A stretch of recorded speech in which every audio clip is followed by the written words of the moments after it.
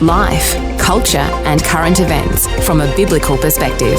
2020 with Neil Johnson on Vision.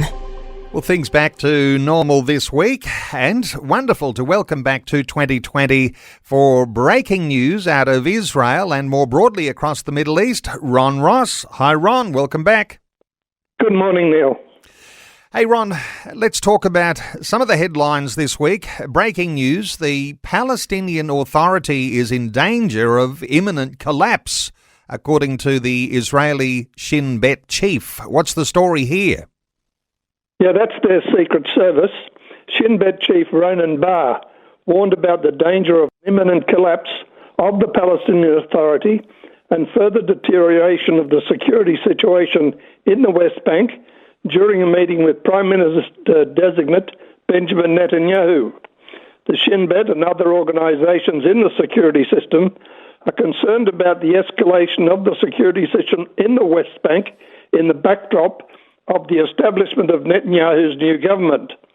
Security bodies point to the growth of organisations such as the Lion's Den, which are composed of young people who are not affiliated with any other organisation, who do not remember the Second Intifada and its consequences, and who have easy access to weapons and targets in the West Bank. The phenomenon, together with the disintegration of the Palestinian Authority and its loss of control over large parts of the West Bank, creates a concern for a significant security deterioration in the West Bank, the like of which has not been seen in more than 20 years. It's another dimension of complexity, isn't it, in all of the issues that hold the Middle East together. Hey, Ron, Iran's neighbouring country, Azerbaijan, will open an embassy in Israel. What are the headlines here? Yeah, they'll become the first Shiite Muslim country to open an embassy in Jerusalem. I welcome the decision by the National Assembly of Azerbaijan to open an embassy in Israel. Azerbaijan is an important partner of Israel and home to one of the largest Jewish communities in the Muslim world, Prime Minister Yair Lapid said. The decision to open an embassy reflects the depth of the relationship between our countries. This move is the result of the Israel government's efforts to build strong diplomatic bridges with the Muslim world, he said. Ron, here's an interesting one. Iran's boxing chief will not return from Spain, but will be a voice for protest. What's this story about? I think this is very significant. The head of Iran's boxing federation has said he will not return home from a tournament in Spain amid a nationwide wave of protests triggered by Mahsa Amini's death. The Islamic Republic has been rocked by demonstrations since the September 16 death in custody of the 22-year-old Iranian of Kurdish origin after her arrest for an alleged breach of Iran's strict dress rules for women. I've decided not to return to Iran so that I can be the voice of those whose voices aren't heard by the authorities, Hossein Suri said in a video statement. But on top of that, Iran's national soccer team chose not to sing their country's national anthem before the opening of the World Cup match against England last Monday, in an apparent show of support for protesters in Iran. All of the starting 11 players were silent as the anthem was played at the Khalifa International Stadium. The players claim the anthem is not the Iranian anthem, but only represents the Islamic State. Let's go to another headline, Ron. The Palestinian Authority Foreign Minister has visited the Berlin Holocaust Memorial, calling it the most heinous crime in history. What's this one about? Yeah, Foreign Minister Riyad al-Maliki paid a rare visit to the Holocaust Memorial in Berlin while in Germany on a diplomatic visit.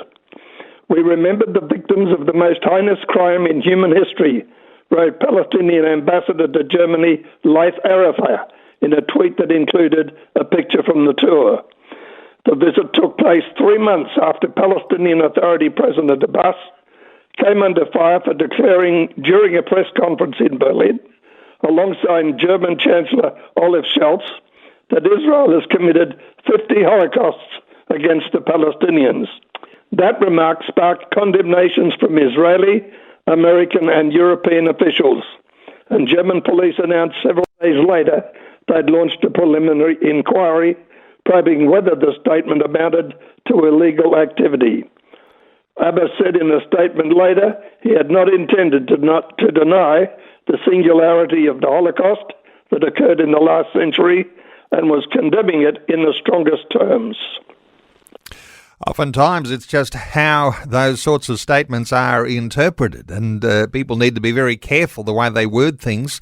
Hey, Ron, Syria and Lebanon are at risk of a rapidly spreading cholera epidemic. What's the story here? Yeah, cholera continues to sweep through Syria and Lebanon at an alarming pace, leaving thousands sick, hundreds dead in its wake. And the number of cases is frightening. UNICEF estimated the total in Syria at 35,569 people, while the Ministry of Public Health puts in Lebanon 3,369. UN officials have previously expressed concern about the problem, and Syria coordinator Imran Reza has warned that the outbreak threatens the whole region, with cases now on the rise in Lebanon, unless the international community takes swift action. And the World Cup is underway, and I know there'll be a lot of listeners who are interested in what's happened between France and Australia. But the World Cup underway in Qatar, fans are warned pork could get them arrested, among other things. What's the story here? Yeah, this is mainly from the United Kingdom Foreign Travel Advice website. They said importing drugs, alcohol, pornography, pork products, and religious books and material in Qatar is illegal. Swearing and making rude gestures are considered obscene acts, and offenders can be jailed or deported. Take particular care when dealing with the police and other officials. Then they said, no kissing, and women must cover their shoulders and avoid wearing short skirts. Indeed, shorts and sleeveless tops are on the no-no list for both men and women. Qatar hosting the tournament adds to a very big mistake as far as the ex-FIFA president, Joseph Blatter, is concerned, even though he okayed the choice. But on top of all that, despite earlier promises to the contrary, Qatar is preventing Jewish visitors to the World Cup from obtaining kosher cooked food or praying in a public venue during their stay. We were promised to be allowed to create prayer spaces in order for religious Jews who came to see the games to have a place of worship, a Jewish representative said.